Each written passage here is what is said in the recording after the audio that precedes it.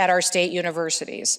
I'm asking you to finish the job and to extend that opportunity to soldiers and airmen who choose to go to private colleges here in South Dakota as well. That leads me to number 3. The ways that freedom works here is the freedom to be healthy.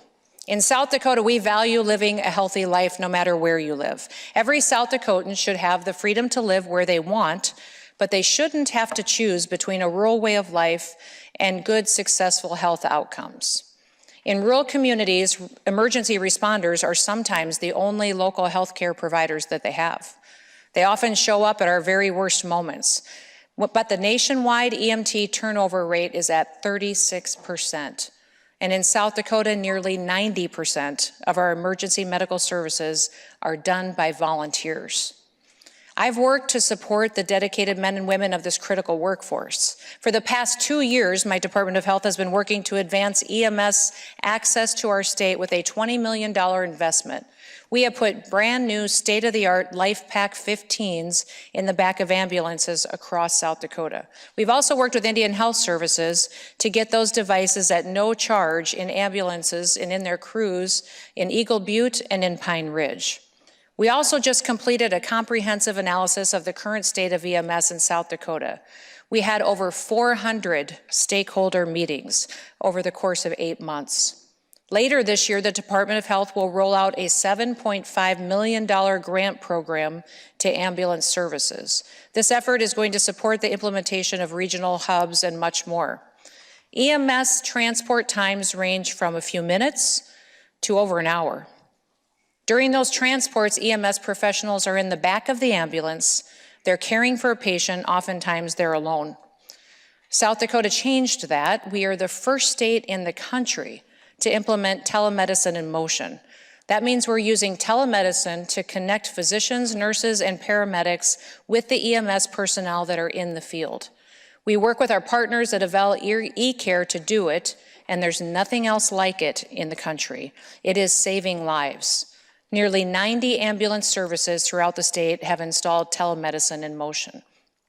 One of the first major calls to telemedicine in motion came last December.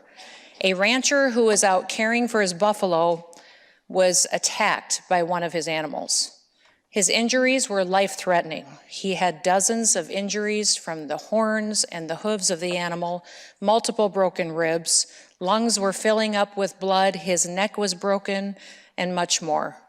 After pulling himself into his front end loader and driving back home for help, he was picked up by the local EMS agency who connected with the Avell team via telemedicine.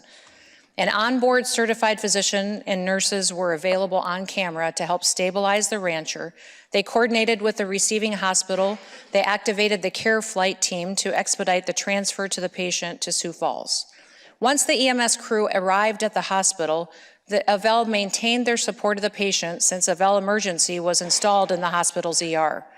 After the patient recovered, he shared feedback with his care team.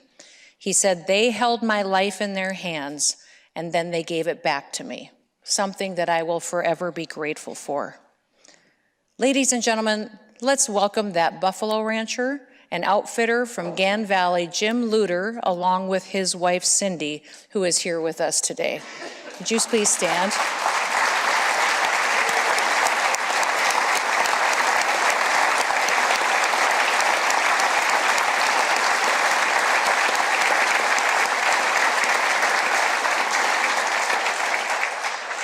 Jim is still here with us today thanks to the dedicated work of Ed Konechki from Kimball Ambulance Service and our Telemedicine in Motion partners from Avell eCare in Sioux Falls.